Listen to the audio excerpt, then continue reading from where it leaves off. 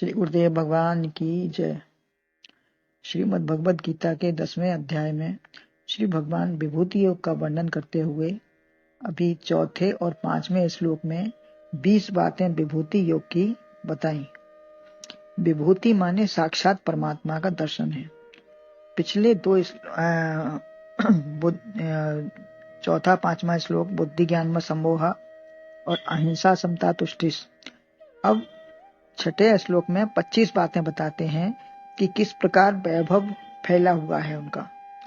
हे अर्जुन, छठा श्लोक है महर्षिः सप्त पूर्वे चत्वारो मनवस्तथा मद्भावा मानसा जाता येषां लोके महाप्रजाः।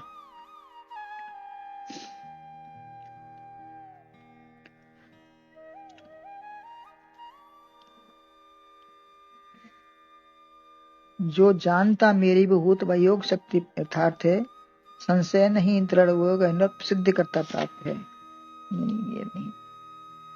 हे पार्थ, सप्त महर्षिजन एवं प्रथम अनुचार भी मम भाव मानस से हुए उत्पन्न, उनसे जन सभी। इसका अन्वय है सप्त महर्षि है चत्वारो पूर्वे तथा मानवः मनवः मद्भावा मानसा जाता येषां लोके इमाः प्रजाः।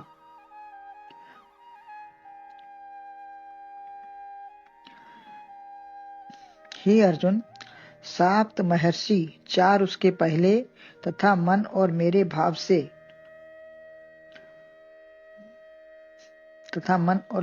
से और मन से उत्पन्न होते हैं। मतलब साप्त महर्षिजन और चार उसके पहले के तथा मन और मेरे, ये सब मेरे भाव से मेरे मन से ही उत्पन्न होते हैं। ये सब मेरे संकल्प से हैं, जिनकी ये सब प्रजा है। सारी प्रजा उन्हीं सबकी है। भगवान से किस प्रकार से उत्पन्न होते हैं?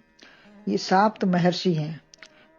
मरीचि, अत्रि, अंगिरा, पुलस्त्य, पुलह, क्रतु, वशिष्ठ, उनसे पहले चार और हैं।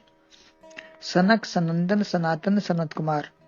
14 मनु भी मुझसे ही उत्पन्न होते हैं। इनसे मनवर्तन चलता है। ब्रह्मा के एक दिन में 14 मनवंतर होते हैं। उनमें प्रत्येक मनवंतर में ये 7 ऋषि उत्पन्न होते हैं, जो मुझसे ही हैं।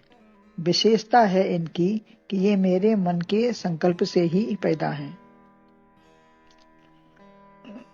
ब्रह्मा प्रजा या मेरी प्रजा, ब्रह्मा की प्रजा या मेरी प्रजा, कुछ भी कहें, एक ही बात है। ब्रह्मा भगवान से हैं। ब्रह्मा के 4 पुत्र सनक, सनातन, सनत कुमार तो पहले हुए। ये सदैव 5 वर्ष के ही रहते हैं। संसार में भ्रमण करते हुए ज्ञान वैराग्य का उपदेश करते रहते हैं। ये निवृत्ति परक हैं। इनकी प्रजा है 2 प्रकार की होती है।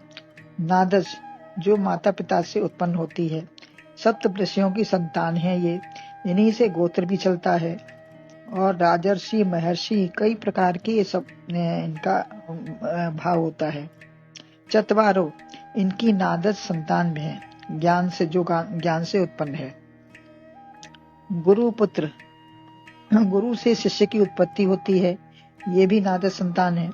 गुरु ब्रह्मा, गुरु विष्णु, गुरुदेव महेश्वरा, गुरु साक्षात परम ब्रह्म तस्मै श्री गुरुवे नमः। तो ये दीक्षा से नया जन्म मिलता है शिष्य को। तो गुरु से दीक्षा ले लेता है तो नया जन्म मिलता है। पहले शरीर मानता था, अब इसे पंचभौतिक मानकर अपने को आत्मा जानता है। गुरु पालन पोषण भी करते हैं। वृत्ति आत्माकार ब्रह्माकार बनी रहे, ये रक्षा भी करते हैं। जो वृत्ति बदली है उसकी रक्षा भी करते हैं कि वही बनी रहे, स्थायी रहे। गुरु दर्शन ब्रह्म दर्शन सदैव होता रहे। विकारों को रुद्र रूप से संहार भी करते हैं। यही गुरु के भाव हैं ब्रह्मा विष्णु महेश का, कि रुद्र रूप से और जो उनके विकार हैं शिष्य के, वो भी निकल जाएं। अतः ब्रह्मा विष्णु महेश तीनों गुरु रूप हैं। मंत्र दीक्षा नाद से होती है। अतः सनक, सनंदन, सनातन, संत कुमार की चारों की संतान तभी संत महात्मा हैं। उनकी जो संतान है, माने कि नाद ब्रह्म की जो संतान है, वो सभी संत महात्मा हैं। उत्पन्न हो जाए और ज्ञान प्राप्त ना हो तो पैदा होना ही व्यर्थ है। संसार में आए और ऐसे ही चले गए तो ये पैदा होना ही व्यर्थ है, क्योंकि अज्ञानी ही मरकर गया तो पशु पक्षी कीट पतंग आदि योनियों में कोई उसी में कोई उसमें और पशु पक्षियों में कोई अंतर नहीं है। पूर्व उत्पन्न मानस पुत्रों से जो ज्ञान मिला तो गुरु सन्निधि से देहाध्यास मिटा, शरीर की मृत्यु हुई, आत्मा का साक्षात्कार हो गया। इसी से सृष्टि का क्रम है। धर्म और ज्ञान ही सृष्टि को स्थिर रखते हैं। धर्म से धारण होता है, ऋषि महर्षियों के अनुसार चलना बताते हैं। धर्म से ही धारण होता है और ऋषि महर्षियों के अनुसार चलना भी बताते हैं। ज्ञान सनक सनातन बताते हैं। 14 मनु शासक हैं। 7 महापुरुष तो निवृत्ति परक हैं। महर्षि धर्म दान परोपकार आदि प्रवृत्ति मार्ग बताते हैं। जो महर्षि हैं वो धर्म ध्यान परोपकार ये सब संसार के काम मतलब करो, शुभ काम करो, ये सब प्रवृत्ति मार्ग बताते हैं। तो 14 मनु वैराग्य मार्ग बताते हैं। 14 मनु जो हैं वैराग्य का मार्ग बताते हैं। न हरि छोड़ो न जग छोड़ो, ऐसे रहो जिंदगानी में। जो सन्यास या ज्ञान या गृहस्थ कोई भी मार्ग नहीं मानता तो मन का शासन तो मानना ही पड़ता है। यदि कोई भी शासन नहीं मानेगा सन्यास का गृहस्थ का तो मन का शासन तो मानना ही पड़ेगा। फिर ये सब अंदर ही विद्यमान है, इन्हें न मानकर अधोगति में जाना ही पड़ेगा। अगर इसमें शासन में नहीं चलेंगे तो फिर अधोगति ही होगी। तीनों में से कोई एक तो मानना ही पड़ता है। दुर्घटना रोग शोक सब दंड रूप ही होते हैं। मनु का यही शासन है। सद्भावना वाला दंड से बचकर सदगति को प्राप्त होता है। जो सद्भावना वाला है वो दंड से बचकर सदगति को प्राप्त हो जाता है। जिसकी सद्भावना है तो वो दंड नहीं उसको मिलता। मनो मद भावा, मेरी भावना से जो युक्त है। 25 ये सभी मेरी विभूतियां हैं। ये सदैव भगवत भाव में ही रहते हैं।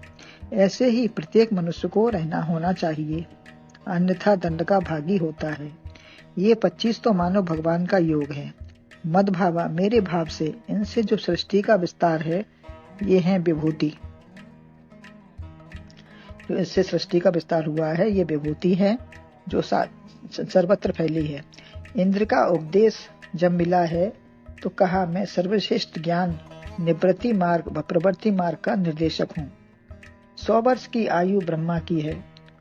मानव की 1000 चौकड़ी वर्ष बीते, इसमें 4,32,000 वर्ष से कलयुग, इसका 2 गुना द्वापर और 3 गुना त्रेता और 4 गुना सतयुग का विस्तार है।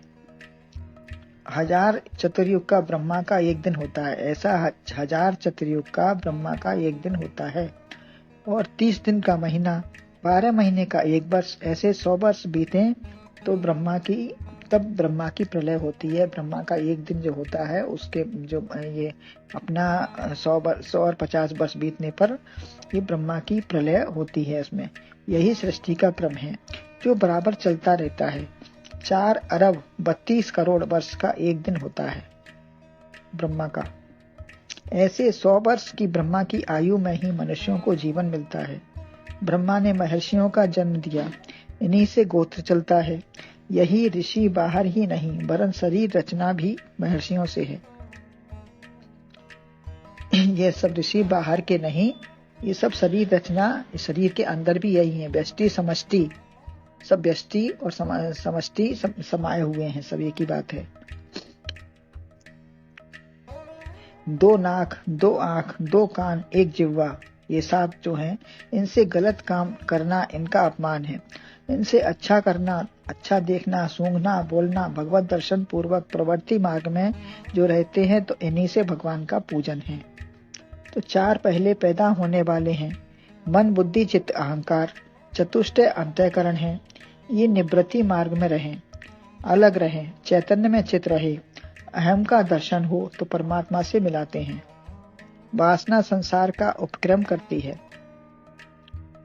वासना से संसार का उपक्रम होता है।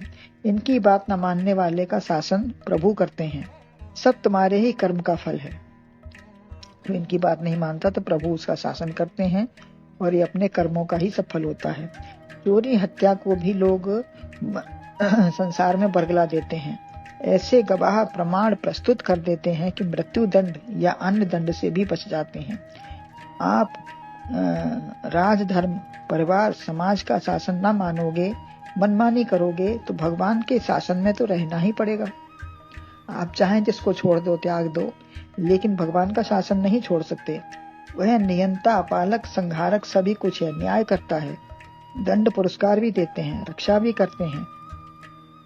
जैसा नियम विधान बनाया है वैसे ही सब चलें। स्वयंभू आदि मनु का शासन है, ये स्वयं उत्पन्न है। आत्मसत्ता जो सबसे ऊपर है, ये सब 25 सृष्टि के क्रम के लिए मुझसे ही उत्पन्न है। सारी प्रजा चाहे इन 25 की माने या भगवान की माने, सब उसी की संतान है सब उसी का। विभूति, रूप, भाव, प्रागट्य सब उसी का है। चाहे माता पिता या दादा बाबा का नाम लें, किसी का भी नाम लें, सब एक ही बात है। माता पिता, गुरु, सदगुरु सब परमात्मा रूप ही हैं। इनकी सेवा करना ही परम कर्तव्य है। मातृ देवो भव, पितृ देवो भव, ये सब भगवान की सेवा है। सारी प्रजा उसी की है। अतः विश्व में भगवान का दर्शन करें। मेरा तेरा दर्शन राग द्वेष का देखना है। भगवत दर्शन ही वास्तविक उपदेश है। ऋषि, महर्षि, मनु सबका यही उपदेश है। भगवान अलग से सेवा लेने या दर्शन देने तो आएंगे नहीं। सब उसी में उसी का रूप देखना है। सब में उसी का रूप देखना है। यही भगवत दर्शन है और यही वास्तविकता है। बोलो गुरुदेव।